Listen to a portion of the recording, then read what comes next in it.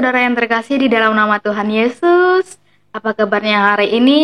Saya berharap saudara dalam keadaan luar biasa, penuh dengan sukacita dan kasih karunia dalam nama Tuhan Yesus. Amin saudara. Pada hari ini kita akan mendengarkan sebuah kesaksian dari seorang muslimah yang dulunya tidak mengenal Yesus, namun kini menjadi pengikut Yesus Kristus yang setia. Tanpa berlama-lama lagi, mari kita saksikan videonya berikut ini bersama-sama. Shalom. Shalom. Apa kabar semua?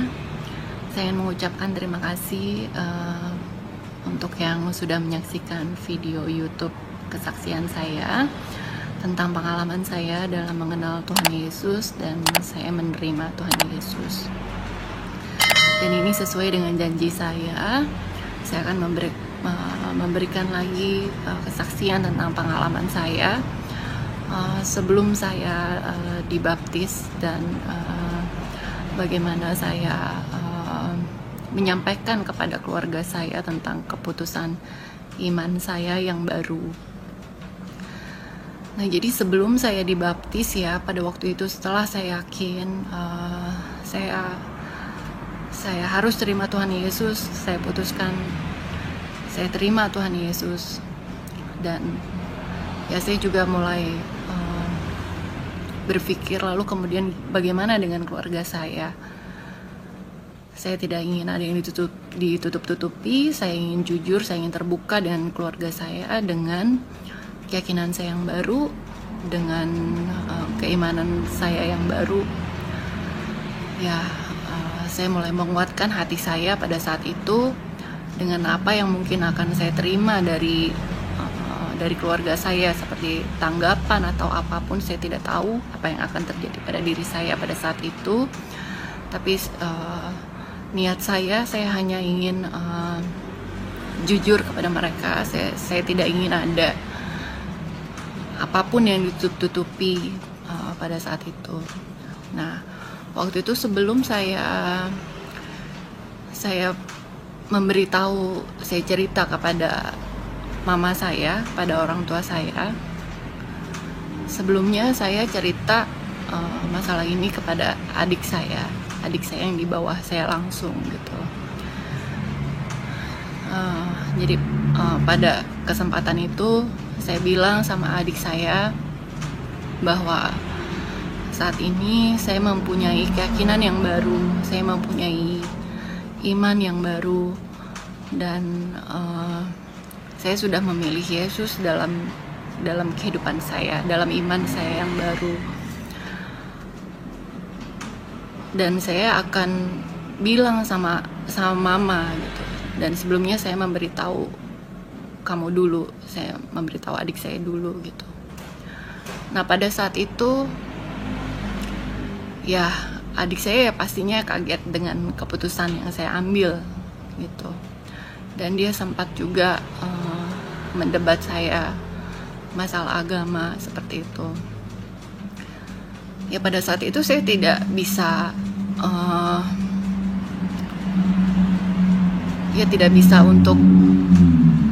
untuk menjelaskan sama dia gitu. Dan juga saya tidak ingin mendebat apa yang dia debatkan kepada saya gitu. Karena ya ini sudah menjadi keputusan saya, sudah menjadi keyakinan saya. Kemudian ya setelah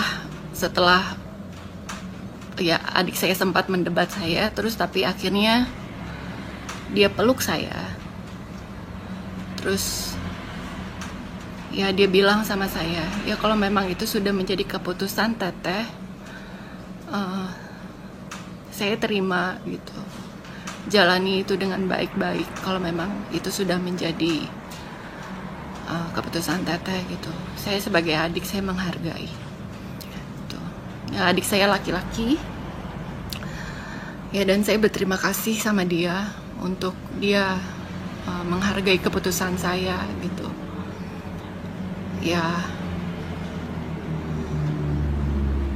di situ saya benar-benar merasa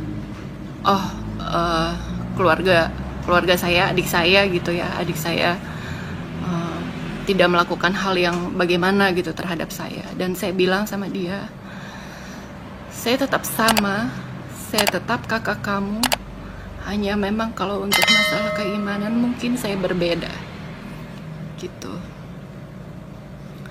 Dan saya akan segera bilang sama mama, saya akan menceritakan hal ini. Ya, dan singkat ceritanya,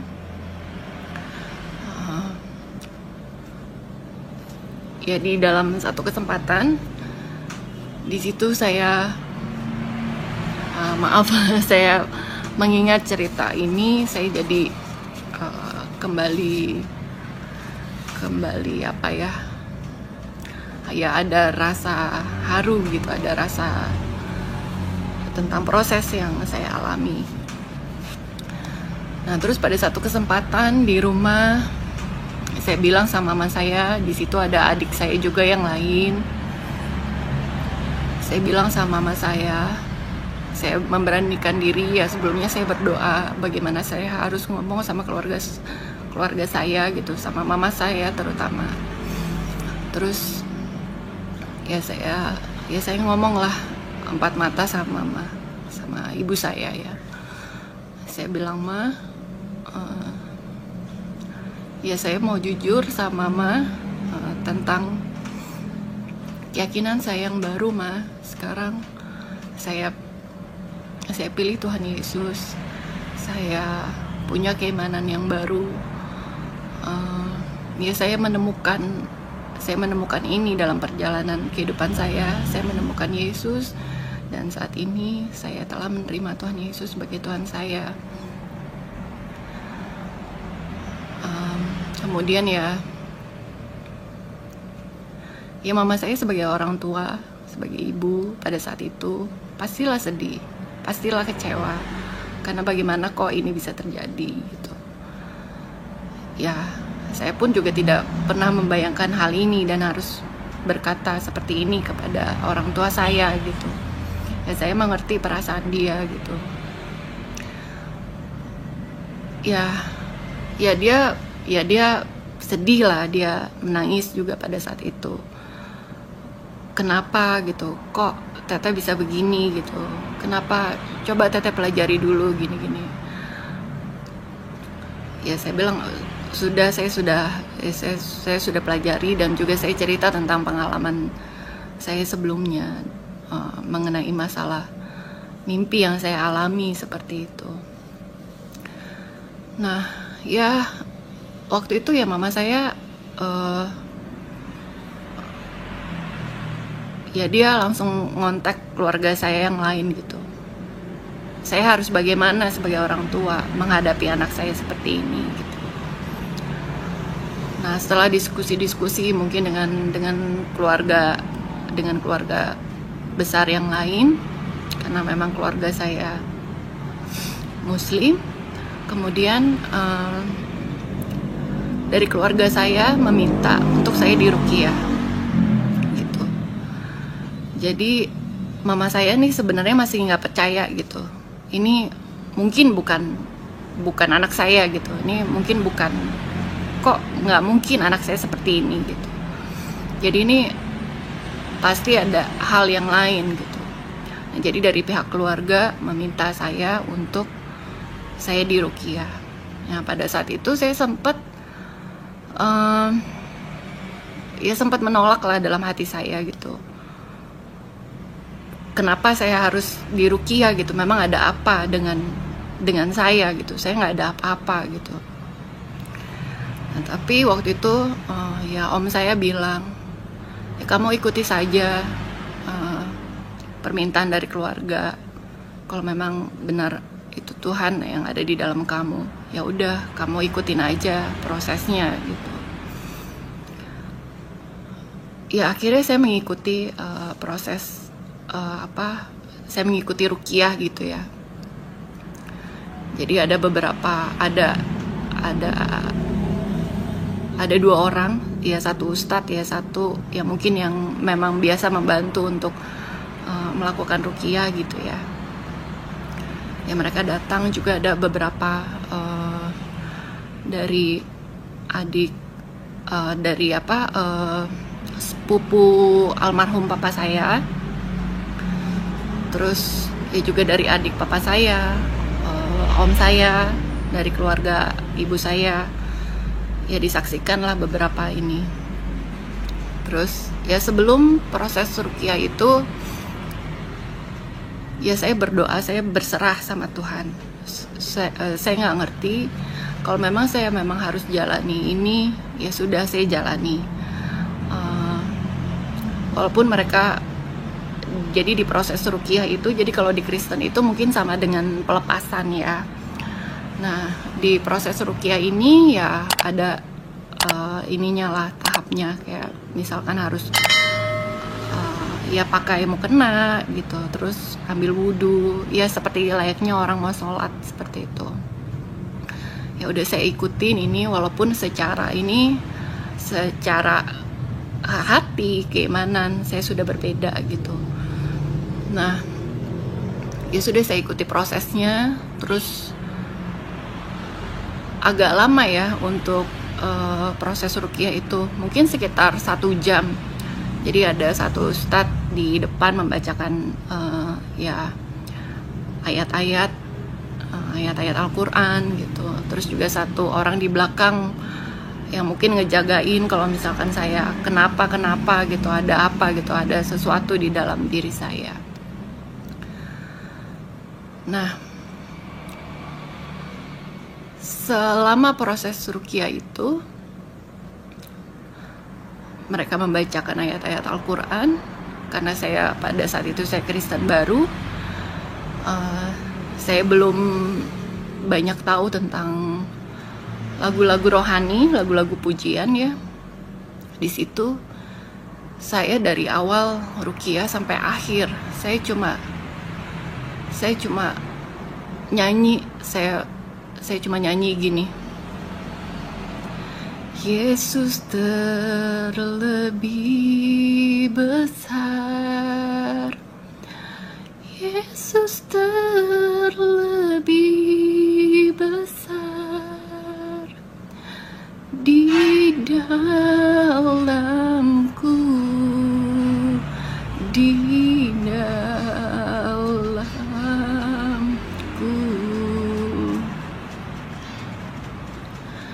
Yesus terlebih besar, Yesus terlebih besar di dalamku selama-lamanya. Jadi saya terus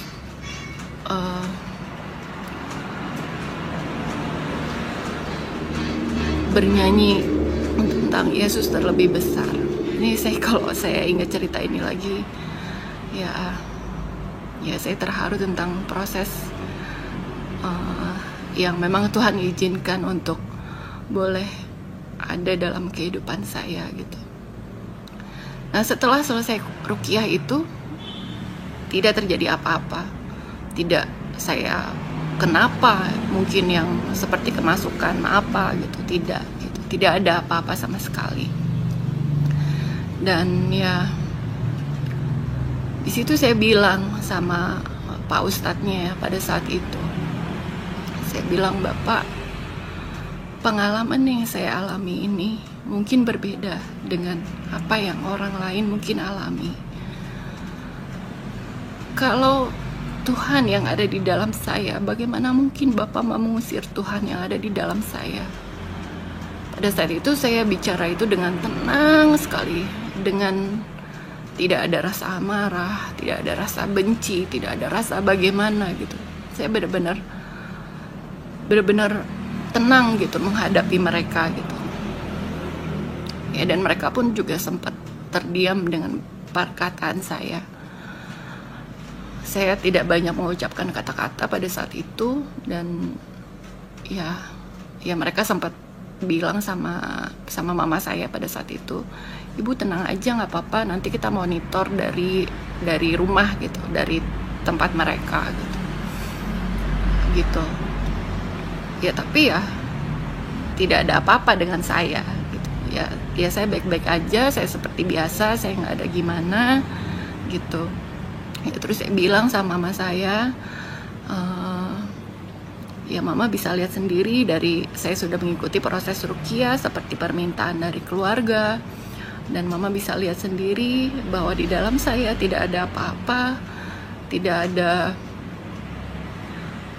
ada roh-roh kegelapan atau bagaimana. Yang ada di dalam saya itu Tuhan gitu. Mama tidak perlu khawatir gitu. Saya juga akan tetap sama menjadi anak mama yang sama, saya nggak berubah, hanya keimanan dan keyakinan saya mungkin berubah, itu aja gitu. Nah, dan ya saya bersyukur juga sih ya, memang di dalam keluarga saya itu juga ada ada pro dan kontra, ada yang menghargai keputusan saya pada saat itu dan ada juga yang tidak. Tapi dengan seiring berjalannya waktu, akhirnya mama saya ya, terutama mama saya ya, sempat ada keluarga dari papa saya yang bilang ke mama saya untuk meninggalkan saya gitu. Tapi di situ saya kagum sama mama saya gitu ya. Saya tidak mengalami mungkin kebanyakan yang beberapa, mungkin ada teman-teman yang mengalami kayak misalkan dari perpindahan keyakinan terus keluarga jadi bagaimana gitu, terutama keluarga inti gitu ya. Nah ini mama saya, dia bilang sama sepupunya papa saya, tidak, dia tetap anak saya gitu. Saya tidak mungkin jauh dari anak saya tidak mungkin meninggalkan anak saya. Kalau saya jauh dari anak saya, bagaimana anak saya mau dekat sama saya? Saya tetap orang tua dia gitu. Dan saya bersyukur dan berterima kasih mempunyai orang tua seperti mama saya yang menghargai keputusan saya gitu. Dan juga adik-adik saya yang mereka juga menghormati dan menghargai keputusan yang saya ambil. Dan akhirnya dengan berjalannya waktu juga, puji Tuhan ya, keluarga saya yang sempat ya juga tidak menerima keyakinan saya yang baru, ya akhirnya berjalannya waktu mereka bisa menerima keputusan saya, mereka bisa menghormati. Dan bahkan ya saat ini ya kita hidup rukun, kita ya saya baik-baik dengan keluarga saya, ya mereka tetap menerima saya dengan baik gitu. Ya, saya bersyukur, saya berterima kasih gitu. Ya betapa indahnya juga kalau kita bisa saling menghargai dan menghormati. Ya saat ini mungkin yaitu kesaksian yang bisa saya bagikan, mungkin untuk yang mendengar, bagi teman-teman Kristen yang mendengar itu bisa menjadi penguat iman kalian, dan juga mungkin buat yang lain ya, entah apa yang bisa kalian ambil dari kesaksian saya. Ya saya percaya juga banyak orang yang juga mungkin mengalami kesaksian yang luar biasa. Banyak cerita-cerita mereka yang mungkin lebih luar biasa dari cerita saya. Nah ya, mungkin itu yang bisa saya sampaikan dulu untuk saat ini. Tuhan benar-benar banyak bekerja dalam kehidupan saya. Setelah saya terima Dia dalam kehidupan saya merasa selalu penyertaan Tuhan senantiasa. Dalam keadaan susah, senang, Tuhan selalu ada. Dan saya bersyukur saya punya Allah yang hidup. Terima kasih. Tuhan Yesus memberkati. Luar biasa saudara kesaksiannya. Sungguh menguatkan iman kita yang telah mendengarkan kesaksian dari saudara kita ini, bahwa apapun tantangan dan rintangan dalam mengikut Yesus, pasti kita akan bisa melewatinya karena kita punya Tuhan yang luar biasa di dalam kehidupan kita. Amin saudara, kita punya Tuhan yang setia, yang selalu ada bersama kita apapun situasi kita. Tuhan Yesus tidak pernah meninggalkan kita. Firman Tuhan dalam Yohanes 15 ayat 16 sampai 17, bukan kamu yang memilih aku, tetapi akulah yang memilih kamu. Dan aku telah menetapkan kamu supaya kamu pergi dan menghasilkan buah. Dan buahmu itu tetap, supaya apa yang kamu minta kepada Bapa dalam namaku, diberikannya kepadamu. Inilah perintahku kepadamu, kasihilah seorang akan yang lain. Amin, haleluya. Puji Tuhan, luar biasa saudara. Kiranya melalui kesaksian yang kita dengarkan pada hari ini, iman kita semakin dikuatkan, semakin diteguhkan bahwa kita punya Allah yang luar biasa. Kita mempunyai Allah yang menciptakan kita yang seturut dan segambar dengan rupanya, yang memberikan kita keselamatan yang kekal, kehidupan yang kekal bersama dengan Tuhan Yesus. Tidak ada yang sukar, tidak ada yang sulit ketika kita berjalan bersama dengan Tuhan, bahwa semuanya itu bisa kita lewati, rintangan dan cobaan mampu kita lewati ketika kita berpegang teguh pada firman Tuhan. Kita memiliki iman kepercayaan yang kuat, yang kokoh. Jadi marilah kita sebagai orang-orang yang percaya kepada Tuhan Yesus, kita saling merangkul satu sama lain dan kita memberitakan kabar Injil kebenaran tentang Tuhan Yesus, supaya setiap orang yang mendengarkan kesaksian-kesaksian kita bisa merasakan berkat yang melimpah-limpah, dan mereka juga bisa merasakan lawatan Tuhan di dalam kehidupan mereka, dan mereka menerima Tuhan Yesus sebagai juru selamat pribadi mereka. Amin saudara. Baiklah, bersama dengan saya Ayu Lestari Malau dari channel Khotbah Pendeta mengucapkan Tuhan Yesus memberkati. Shalom.